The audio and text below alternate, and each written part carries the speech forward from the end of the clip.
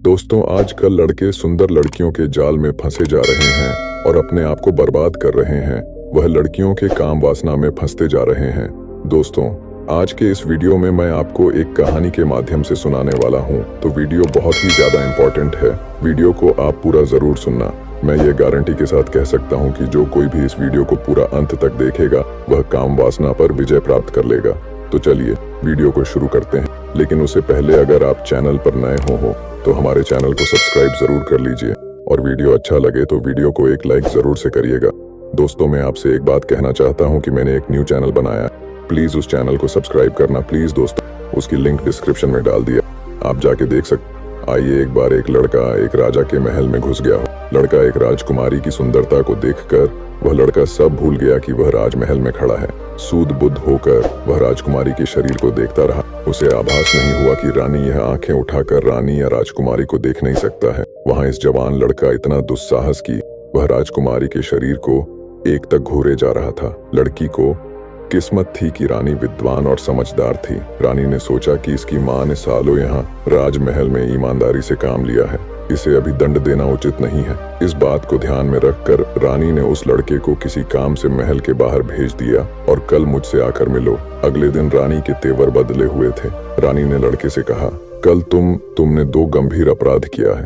पहला, तुम बिना अनुमति के राजमहल में आए। दूसरा, तुम राजकुमारी की ओर कामुक दृष्टि से देख रहे थे। तुम्हारे माता पिता की सेवा के कारण तुम्हें मृत्यु दंड तो नहीं दिया जाएगा। अब तुम बताओ कि तुम्हें देश से निकाल दिया जाए या 4 साल कैद। तब लड़का सकपका गया और पैरों में गिरकर माफी मांगने लगा। तब महारानी जी, मैं मानता हूँ कि रानी महल में मुझे ऐसे ही नहीं आना था, लेकिन दूसरा अपराध मैंने नहीं किया कि राजकुमारी की सुंदरता ने मुझे अपनी ओर आकर्षित कर लिया। मेरी दृष्टि गलत नहीं है, मुझे उनसे प्यार हो गया। मुझे पता भी नहीं चला कि यह आकर्षण कैसे हुआ। अब मैं उनके बिना जी नहीं पाऊंगा। तब रानी ने आश्चर्य से कहा, तुम्हें ऐसी बात करते हुए डर नहीं लगता? तब वह लड़के ने कहा, मैं जानता हूँ कि यह मेरी आखिरी इच्छा हो सकती है, लेकिन अब राजकुमारी ने बिना तो मैं हर दिन मरूंगा। रानी ने क्रोध को नियंत्रित किया। थोड़ी देर तक सोचती रही, फिर बोली, अच्छा ठीक है, तुम्हारी शादी राजकुमारी से हो सकती, लेकिन कुछ शर्तें भी हैं। और एक शर्त है। इतना सुनते ही लड़के की आंखें दुगनी खुल गईं। क्या सच में ऐसा संभव है? तब महारानी, मैं आपकी सारी बात मानूंगा। रानी ने मुस्कुराते हुए कहा, यह इतना आसान नहीं है। पहले तुम्हें अपनी योग्यता साबित करनी होगी। तुम्हें यहाँ से दूर एक आश्रम जाना होगा और वहाँ सिखाई जाने वाली कलाओं में से किसी भी 2 दक्षता या निपुणता प्राप्त करनी पड़ेगी। इस विद्या अर्जन में 10 साल लगते हैं, लेकिन तुम्हें 5 सालों में ही चुनी हुई 2 कलाओं में निपुणता प्राप्त करनी होगी। लड़के ने शर्त स्वीकार की और रानी से आज्ञा लेकर अगले दिन ही वह आश्रम में पहुंचा। और लड़का बहुत ही चतुर था। सोचा, मेरा शरीर लचीला है, मैं योग चुन लेता हूँ। बचपन से मैं लोगों को डंडे और तलवारों से खेलते देखा आ रहा हूँ, इसलिए दूसरा कलारी पट्टू चुन लेता हूँ। लड़के ने दोनों कलाएं चुनी और सीखना शुरू किया। लड़के ने सोचा था कि योग केवल आसान है और कलारी पट्टू केवल युद्ध कला है और वह यह सब कुछ सीख लेगा। लेकिन 2 दिन में उसे घर याद आने लगा, पर राजकुमारी की सुंदरता लड़के को याद आने लगी। मन विचलित होने के कारण उसका उत्साह खत्म हो गया। मन में कई प्रकार की चिंताएं, इच्छाएं और विचार प्रकट होने लगे, जिससे वह किसी भी चीज पर ध्यान नहीं दे पा रहा था। लड़का शर्मिंदा होकर गुरुजी के पास गया और बोला,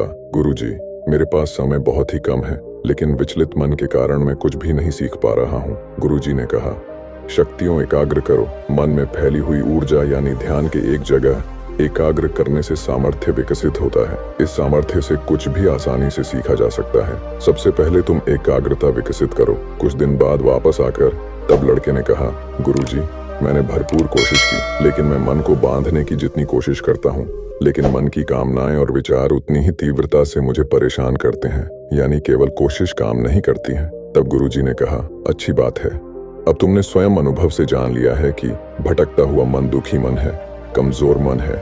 अब इस बात को ध्यान से समझो कि मन विचारों और इच्छाओं के कारण नहीं, बल्कि वासनाओं के कारण भटकता है, यानी दुख का कारण वासना है। लड़के ने कहा कि गुरुजी, मैं काम वासना के दबाकर नाश कर दूंगा। गुरुजी ने कहा, रुको रुको, पहले बुद्धि विकसित करो। तुम यह समझो कि काम और वासना 2 अलग अलग बातें हैं। कि वासना क्या है? पहले किए गए कर्मों के कारण अंतर्मन की गहराई में कुछ निशान पड़ गए हैं, यह वासना है। वासनाओं के कारण ही मन में अचानक कहीं भी कभी भी इच्छाएं प्रकट होने लगती हैं। तुम वासनाओं को अंतर्मन की सूक्ष्म आदतें भी कह सकते हो। तब लड़के ने कहा, अगर यह सूक्ष्म आदत मात्र है तो इतनी परेशानी क्यों करती है? गुरुजी ने कहा, वासना के असर को समझने के लिए 4 बातें हैं, उसे तुम समझो। सबसे पहली, आकर्षण की ताकत। वासना गहरे अंतर्मन से प्रकट होती है। यह मन के बहुत निकट है, इसलिए यह मन को बहुत आकर्षण लगती है। आकर्षण ही इनकी ताकत है। वासनाओं के आकर्षण में आकर जो अनुचित होता है, यानी जिसकी जिस समय जरूरत नहीं होती है, इंसान फिर भी वही सोचता है और करता है। जैसे किसी इंसान को हमेशा अति स्वादिष्ट भोजन करने की वासना रहती है। आज शरीर बीमार है, बहुत भारीपन है, लेकिन इंसान अपनी सेहत इग्नोर करके भारी भोजन करता है और ज्यादा खाता है, क्योंकि वासना का मतलब है एक ही जगह, सुख की तलाश। वासनाओं के प्रभाव में मन केवल एक ही वस्तु में, एक ही आदत में, एक व्यक्ति में सुख तलाश है।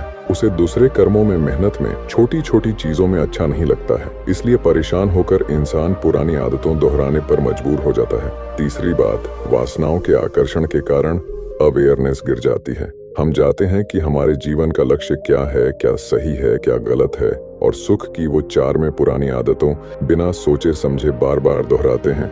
यही है अगली बात, रिपीटेशन वासनाओं के प्रभाव में कर्मों को नहीं मिलती है। एक के बाद एक इच्छा प्रकट होती रहती है। और तब गुरुजी से कहा, अब तुम समझ ही गए होंगे कि काम अकेली वासना नहीं है। शरीर को पानी और पोषण की जरूरत होती है, इसलिए वह खाने की इच्छा करता है। वैसे ही वयस्क होने पर प्रजनन की इच्छा शरीर में प्रकट होती है। यह स्वाभाविक है, लेकिन इस इच्छा के चलते अनुचित कर्म करना, विचार और शरीर पर नियंत्रण ना होना वासना की निशानी है। और लड़के ने गुरुजी का उपदेश शांति से सुना और वहां से चला गया।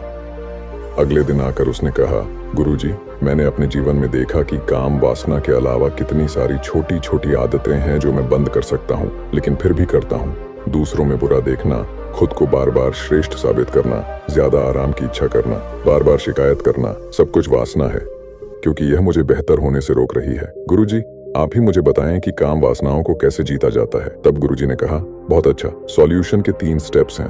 पहला, अच्छी आदतें।